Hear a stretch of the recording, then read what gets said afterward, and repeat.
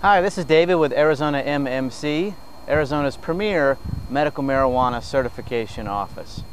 Today I'm here out at McCormick Ranch Park, which is a gorgeous area, has a nice lake, a few golf courses, and it's a very scenic area of Scottsdale.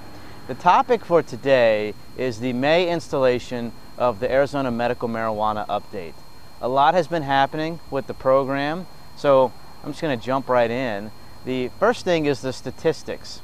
Through the beginning of April, which is the latest statistics put out by the Arizona Department of Health Services, there are now 25,500 and some patients who have received their medical marijuana card. So we're a year into the program and we're 25,000 patients in. That is very good. It's not, a humongous 100,000 number, and it sounds like a very reasonable amount.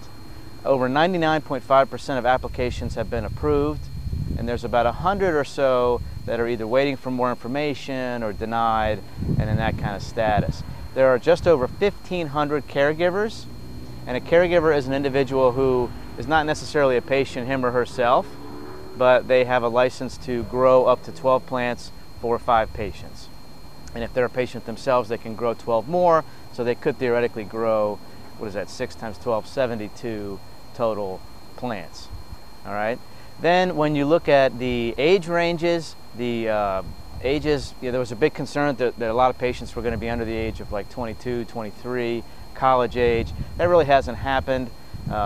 Very few are under the age of 18. Between 18 and 30, it's about 25%, and then the rest are older than that. As far as the conditions go, that has stayed fairly consistent. It's around 87% chronic pain, and then 4% cancer, 4% hepatitis, and then a smattering of others. You can have more than one condition checked, so it might be that you have chronic pain and cancer and whatnot, but that is consistent with Colorado and California. Over 85% are for chronic pain. And people say, oh, well, they're just faking it. It's not true. I mean, think about it. If you have diabetic peripheral neuropathy, for instance, opiate medications do not tend to work extremely well, but medical marijuana for peripheral neuropathy has been shown to work well, and so that falls into that chronic pain category. If you have inflammatory arthritis, such as really bad rheumatoid arthritis, you may have to take a lot of opiate medications, methotrexate, paracetamol, some of these other medications. Marijuana may help with being able to decrease the narcotic needs. So anyway, that's sort of an overview of where the statistics are at this point. The dispensary status is looking up. Applications are being accepted between May 14th and May 28th, that 2-week time frame, and the program is moving ahead. If you recall, it was put on hold when the governor of Arizona sued the Department of Justice over clarification. Now, I'm not sure I necessarily blame her for wanting clarification.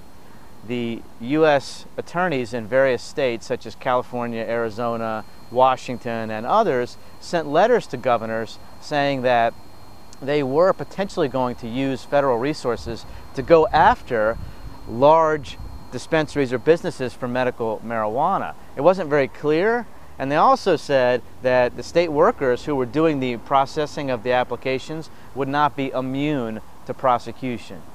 So a couple things on that. I don't do these updates to be political, but give me a break.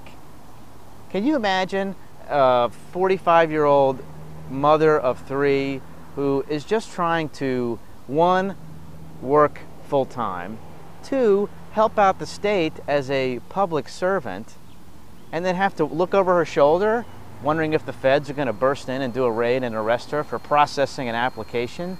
That is absolutely ridiculous. Okay, so enough for the political stuff. Let's get back on track. Up to 126 dispensaries are going to be approved if the applications are intact and if they're spread out around the state in those community health analysis areas. So you can't have like 48 in Phoenix. There's a certain amount that can be approved. And it has to be approved by the state, then it has to be approved by the city council, it has to be in a properly zoned area. The objective is not to have these in like Fashion Square Mall, right? It's to have them in lightly commercially zoned areas. So that, thankfully, is moving forward. A Superior Court judge in Arizona chastised the state a couple months ago for not moving the program along. So here you have, in February, the federal government once again sending letters to states like California. They even sent one again to Arizona saying, we're still not going to let you off the hook, but at the same time you have a Superior Court judge saying, you know, slap on the wrist, get the program going. So Will Humble has stated, he's the head of the Arizona Department of Health Services, that the state is in a tough spot. You know, the rock, the hard place, that's where Arizona is. And the governor's spokesperson has said that as well. And they are. You know, they're trying to do the right thing. The citizens voted for it in the state, but yet you have the federal government making these threats. And they've carried through on some of those threats in California. Over 300 dispensaries have closed in California as a result of the raids that have occurred in the state. There is a group that had accumulated the amount of raids in the last few months, and it's been over 100 in 15 states, plus the District of Columbia, that are legal and have dispensaries. So we'll see what happens with that. We're moving ahead, and right now you have the card program, which has been intact all along since April 14th of last year, and now you have the dispensary part coming online, so to speak. So the next thing to discuss is the new conditions that Arizona is going to be considering. Right now there really are no mental health conditions on the list of approved disease conditions for getting a medical marijuana card. Every year Arizona will be considering new ones, and this summer they're going to be looking at 4.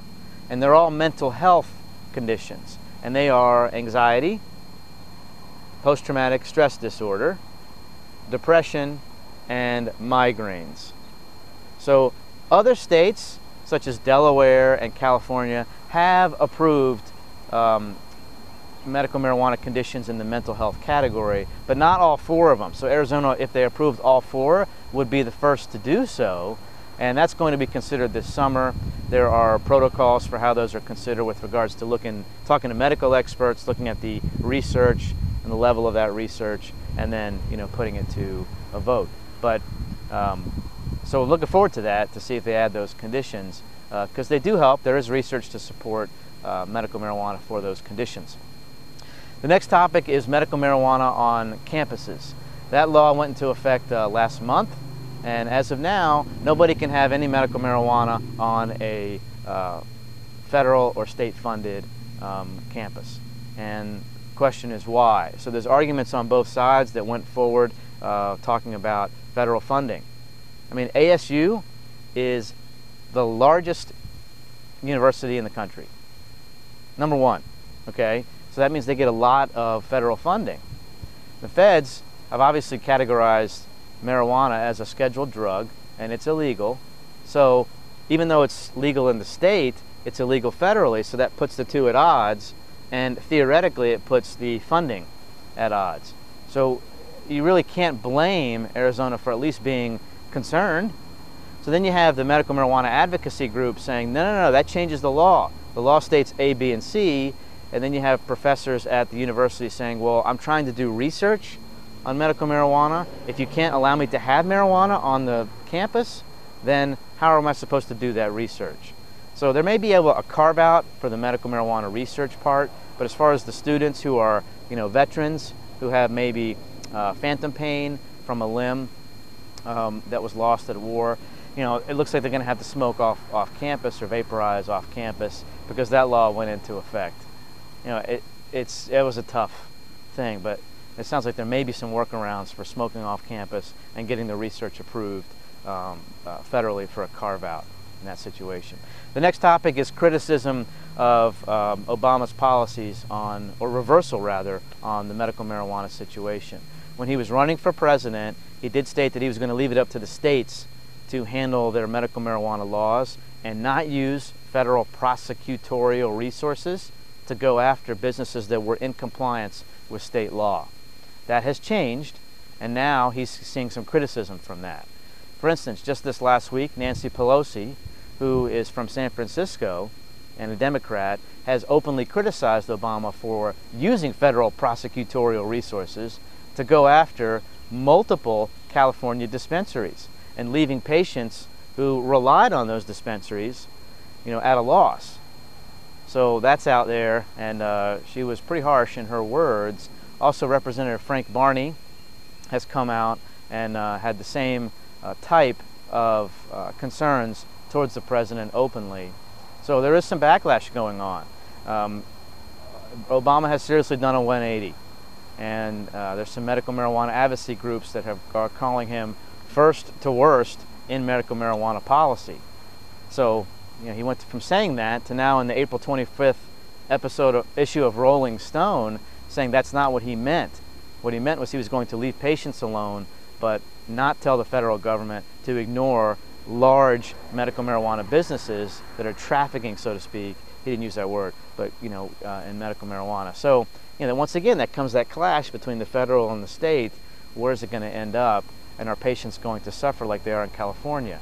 Remember, over 300 medical marijuana dispensaries in California have shut down over the last few months as a result of the federal crackdown. So, the next topic is Connecticut. Connecticut did pass medical marijuana this week, and they are trying to implement both the card program and the dispensary program. All of the specifics I don't have right now, but they are the 17th state, 16 states plus District of Columbia, to have passed medical marijuana. There's probably 10 or 12 others that are looking at it over the next 6 to 12 months, so it'll be very interesting to see as more and more come on board. That was a long update. Medical marijuana in Arizona is legal, and Arizona MMC has a clinic that offers certifications to get your state card. They have a special going on right now at $25 off for a recertification. You have to get recertified every year, and you have to do that in person. So you have to have your medical records and then a doctor recertify you. And our clinic will do it. Our doctors are licensed, knowledgeable, compassionate, and they will do that for even patients who they didn't see the first time. Okay? The clinic offers walk-in appointments from 10 a.m. to 5 p.m. Monday through Friday. It's recommended, though, to call the toll-free number, which is 855-294-3227. And the clinic is at 2821 North 24th Street, very conveniently located in Central Phoenix off of the major highways there. All right, thank you very much. I'm Dave with Arizona MMC. Have a great evening.